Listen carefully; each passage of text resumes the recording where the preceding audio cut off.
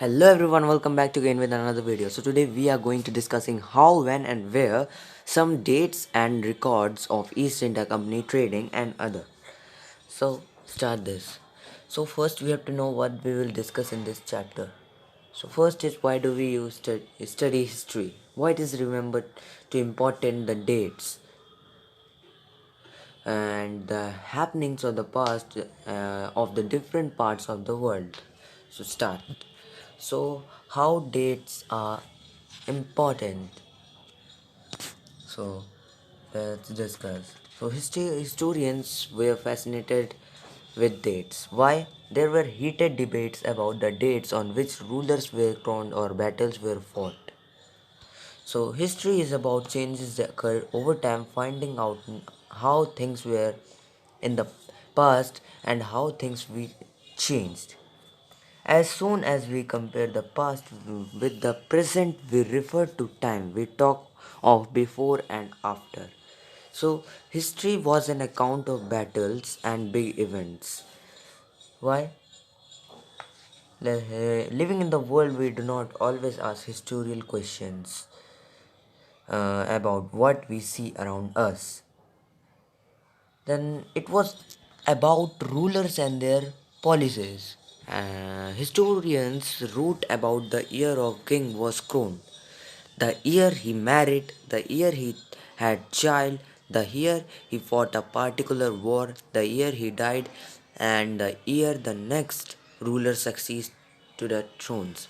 These specific events took place in the particular area. So let's discuss next point. So which dates we are talking about? So the dates we select and the dates around which we compose our story to the past are not important. Why? They become vital because we focus on a particular set of events as significant. So, so the chronology of different personalities' lives in the mark different chapters of the history of British India. It is give each chapter some coherence. It is tell the story in the way that makes some senses can be followed. So how do we prioritize? In 1817, James Miller, Scottish economics and the political philosopher, published a massive three-volume work. R. He divided Indian history into three periods: Hindu, Muslim, and British.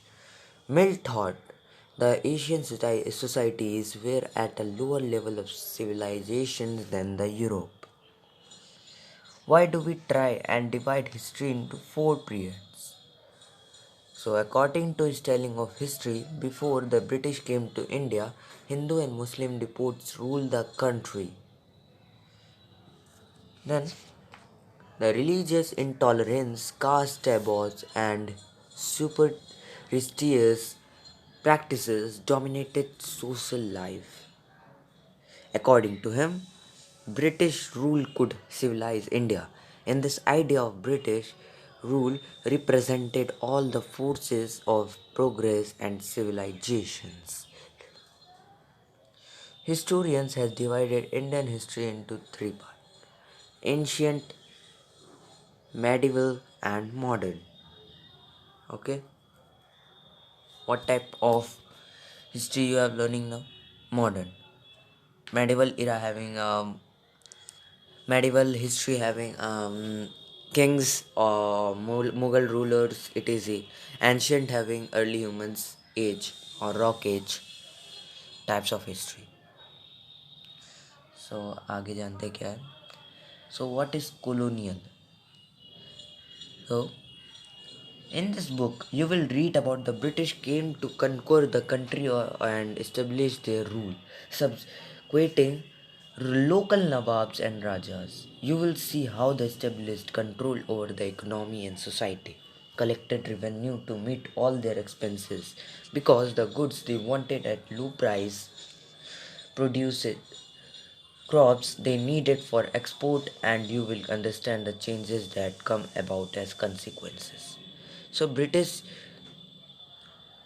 rule brought about in values and taste, customs and practices. When the subjection of one country by another country or another leads to this kinds of political, economic, social and culture changes, it refers to as colonialization. So how do we know 250 years of Indian history? See, administration produces records. Our British believed in the act of writing, which produced an administrative cultures of memos, notings, and reports. Second is, they are also careful preserved important documents and letters. Important records are preserved in the administrative institution. Letters and memos that moved from the one branch to the administration to another in the early years of the 19th century can still be read in the archives. You can also study the notes and reports that district official prepared or the instruction and directives that were sent by official at the top of provincial administration. So in the early years of 19th century, these documents were carefully copied, and these documents were carefully copied out and beautifully written by calligraphists. So आगे है. By the middle of the 19th century, with the spread of printing, multiple copies of these records were printed as proceedings of each government department. Second is, surveys become important. So why? Under the colonial civilization or administration, the practice of surveying became common. The British believed that the country had to properly known before it could be effectively administrated. By the early 19th century, detailed surveys were being carried out of the map the entire country. By the villages, revenue surveys were conducted to know the topography and soil quality, the flora, the fauna, the local streams, and the cropping pattern. From the end of the 19th century, census operations were held every 10 years, which prepared detailed records of the number of people in the provinces of India, noting information on castles, religions, and occupation. There are many other surveys are botanical surveys, zoological surveys, archaeological surveys, anthropological surveys, and forest surveys. These many types of surveys done by everyone. Next is what official records do not tell. So official records will not help us to understand what other people in the country felt and what lay behind their actions. They were interested and they wished to preserve the posterity. These records do not always help us understand what other people in the country felt and what lay behind their actions. Records like diaries of people, accounts, pilgrimages, and travelers, autobiographies of important personalities, and popular booklets are found other than official records. Okay, they were that were sold in the local bazaars as printing spread. Newspapers were established or published, and issues were debated in public.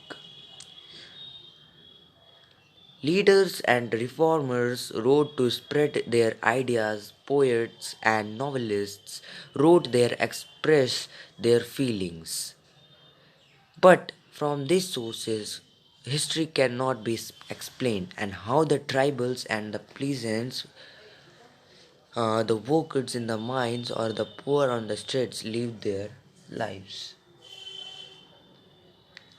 So getting to know their life is more difficult task. Yet this can be done if we make a little bit effort. When you read this book you will see, or read these pages you can see how this can be done. So thank you for watching. Meet up soon in the next video with another topic. Goodbye.